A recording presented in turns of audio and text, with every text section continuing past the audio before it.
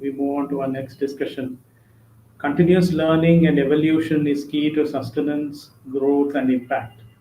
Given the rapidly evolving deep tech landscape, let us discuss how we can stay relevant.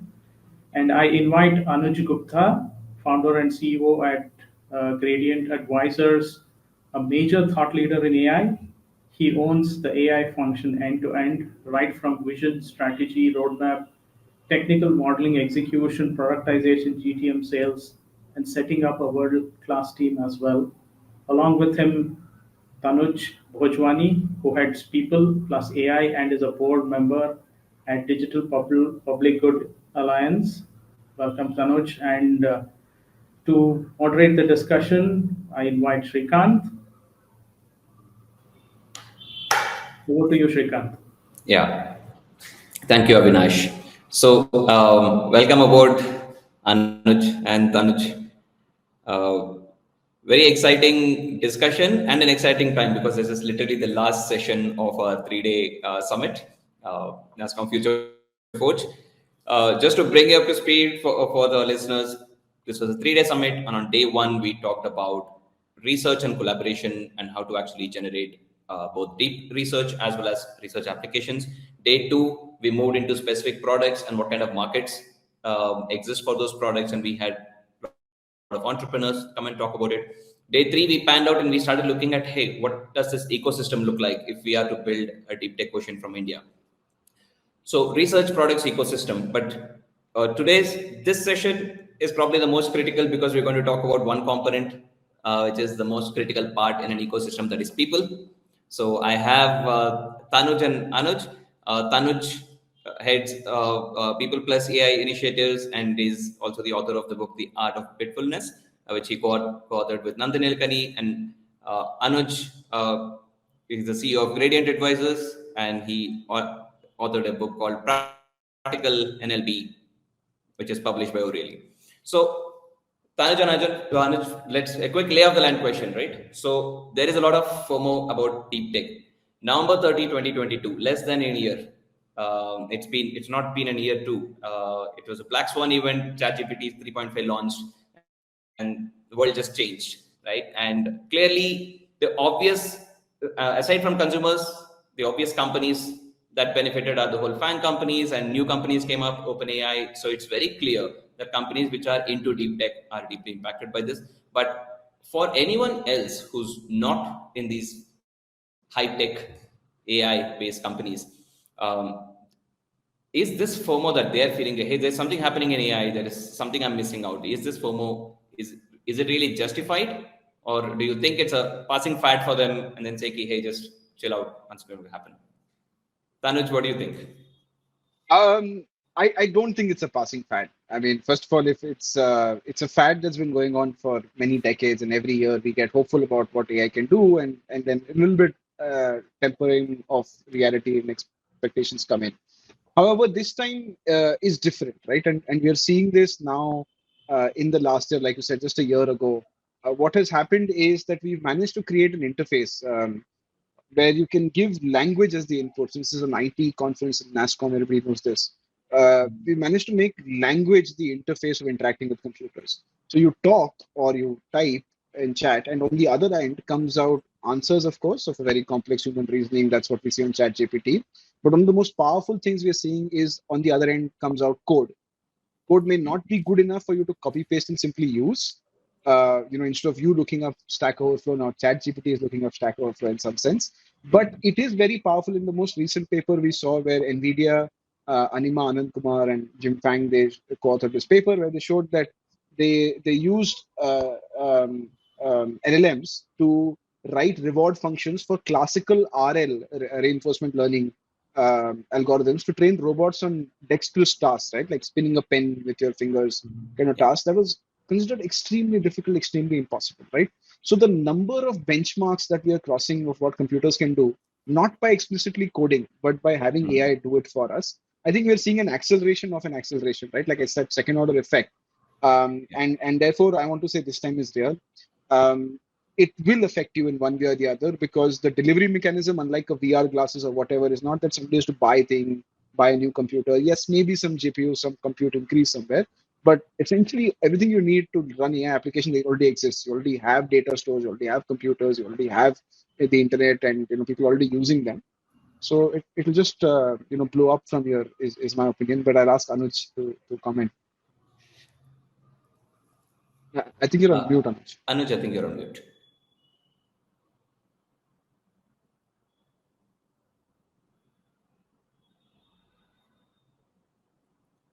Uh, we can't hear you. You're still on mute.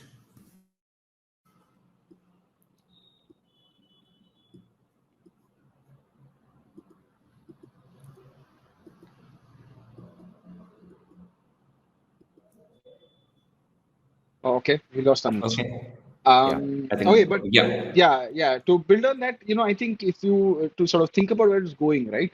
I think that sort of all of us should really look at our lives as if we are aliens and we've entered this world for the first time, and ask ourselves, where is drudgery in my life right now? Right? Where is it Yeah. something that I am a an army of humans is doing the same thing? That will go away. Or where I am doing something where I'm really not in the field. I'll ask, hey Anuj, can you hear us? And Yes, I can hear you. Am I audible? yeah, Yeah. yes, Yeah, yes, yeah. you can. Wonderful to have you back. Sorry for Yeah. this Yeah. glitch. I mean, in the world of AI, this still happens. I don't know who can. I think Yeah. Tanuj put it beautifully, right? I mean, this is not a fad. This is gonna change the world. I think only thing that is not known is how fast this is gonna change. Is it gonna be 1 year, 3 years, 5 years? Right? There are people who now genuinely believe that AGI is a possibility and it can happen in 3 to 5 years time, right? And that's gonna be a tremendous shift. So this is not a fad. This is gonna impact a lot of businesses, a lot of people in day-to-day aspects and not just esoteric works, right? Yeah. And one needs to be aware and one needs to be prepared for it. The better you are prepared, the more likely you are to deal with this, right? And this is equally or all the more true for businesses, right? Today, Yeah. you could be a very large enterprise ruling your market for last 30 years. A Yeah. bunch of kids sitting in a corner can overnight disrupt you. Right? They can burn down your business literally, right? So you have to act and act fast. And you also at the same time need to be very careful that you can't expect very early results also. Right? You need to be mature enough to know that this is a very complex technology. It is not that OpenAI built Chat GPT over time, right? Of course, right. I mean, the real timelines are not known, but this could be anywhere between couple of years to what now, right? So this is gonna change the world to the level of not just enterprises and businesses, even at the highest levels of governments and nations, right? And tomorrow you could very well have a body within United Nations trying to Yeah. govern AI. I mean, that's the kind of ramifications that are very much possible. Yeah, and I think which brings I think point Anuj you were making earlier, and what Anuj you were supporting too, is that it's not a change that has happened; it's just an event and it's done. This is going on right now, which brings us, I think, to the crux of this discussion. It's about continuous learning, right? Now, let's talk about that learning, and so obviously, learning has two stages. You need to know what to learn, and you need to have resources to learn, right? And obviously, equally importantly, it's a risk. So it's an investment. Learning is an investment into yourself. But when we talk about continuous learning, for someone in the audience, let's say who's not, let's look at two different types of people: people who are hardcore ML researchers and engineers, and then there are product managers, business owners, folks in supply chain, folks in agriculture. They are also impacted, as I hear from you. But how do can you give us some framework to think about what comprises this learning, and is it continuous? How periodic? Should you actually stop doing everything and then just get into an AI company and take that big leap? How do you think about it, Anuj? Your first thoughts. Uh, I would say two ways, right? One, having a awareness of what is happening on the front end. You may not understand all the nuts and bolts of it, but at least be aware that something like this has happened and being able to maybe also think how can I leverage it, right? So think in a classical, I would say API sense. Something is available, how can I leverage? So think more on the leverage point of view, right? So this is more from a consumer point of view. If you are more of a builder type, I would say you have to understand that algorithms will come and algorithms will go. Today, Chat GPT is everything. I Yeah. won't be surprised if from a year from now we're talking of something completely different, right? But what's not going to change are fundamentals. So if you're a builder, make sure that you understand fundamentals very well. You understand the thing in its nuts and bolts, right? And not just be enamored by all the lingo and all those big words that get thrown around, right? And uh, because that's very important. So these are, I would say, as two extremes. Uh, from a framework point of view, I have personally found Twitter as a great way to keep myself aware. Right? I mean, the rate at which all of this is happening, I believe me, even for somebody who has been in the field for 30, 40 years, also it is extremely difficult. Yeah.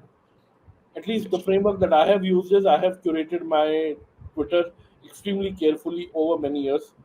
And today, I mean, I think I'm at a point whereby if something major has happened, my Twitter will stream will tell me. If it is not major enough, it will not show up. So that's how I have gone around it. Yeah, wonderful. That's a useful tip. Yeah. Tanuj, what is learning, and tell me what you think. Yeah, Yeah. I think learning is eventually over time. And first of all, I completely agree with Tom says, right? Like depending on where you see yourself in the ecosystem, you really need to be able to understand something to a certain level of depth. And one way I think about it is that do you have a good conceptual model of what it is, right? A lot of people who get worried and talk about risks, right?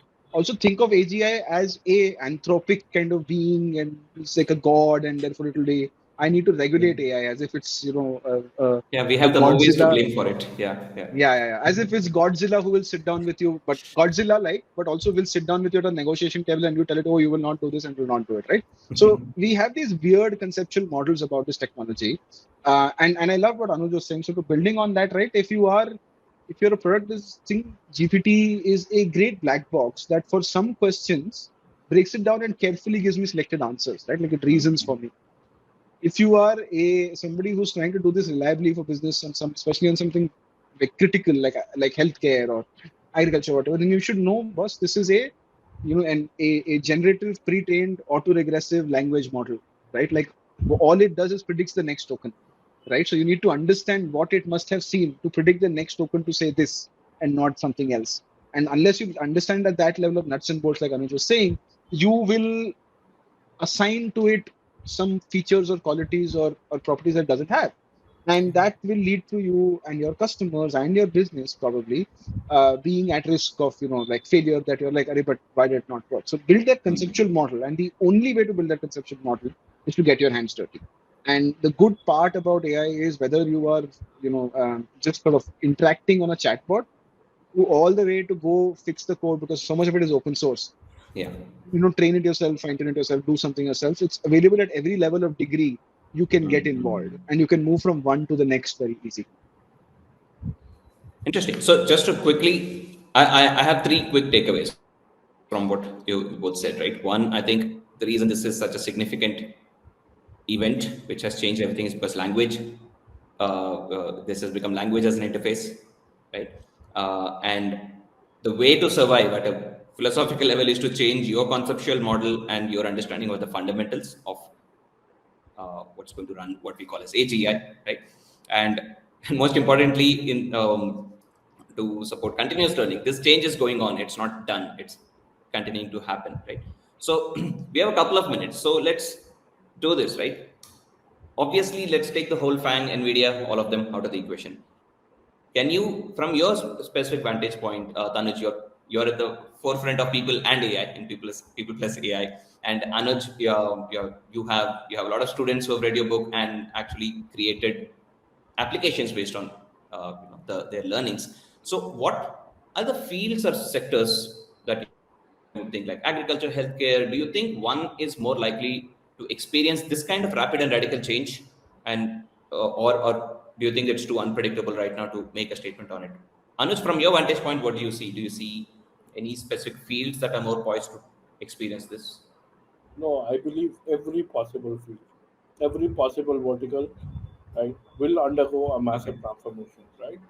and we are already seeing a very interesting thing with that, right? I mean, one of the very interesting phenomena that have come out of generative AI is these models can also think, they can dream, but it seems that their creativity is different from human creativity. Now, who could have thought of this a year back that creativities itself are of different type and machine creativity could be different from human creativity, right? So I think it's for anybody's guess to be able to say like which of the fields, right? But wherever the human knowledge is not a lot, right? So I would say law is unlikely as much as compared to maybe a couple of other sectors where a lot of things are pretty much manualish, right? Or you can write SOPs for stuff like that, Yeah. right? So those kind of are likely, but then again, I mean, you never know where surprise can come from. Okay. Tanuj, do you share the same? Is it all Yeah, sectors all that at once? Yeah. all sectors all at once is probably, I mean, like a speed, right? Because I was talking to somebody about customer service as an example.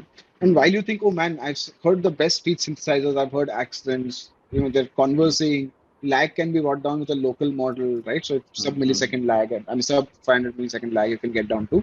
But the point is, your customer service agent is not just, talking back and answering questions from a script. Yeah. They are also manipulating systems in the backend, which are all separate systems. So just like the cloud Yeah. shift took 10, 15 years, because when you actually get down to it and move from one legacy infrastructure to a new infrastructure, there's a Yeah. lot of unexpected surprises. So I do think that the bottleneck of AI in every field is Yeah. not necessarily the capability of AI. It's like what Anuj is saying. It's the workflow and what all do you do in there, and how many of those steps already exist in systems amenable to upgrade to AI, right? And that, Yeah.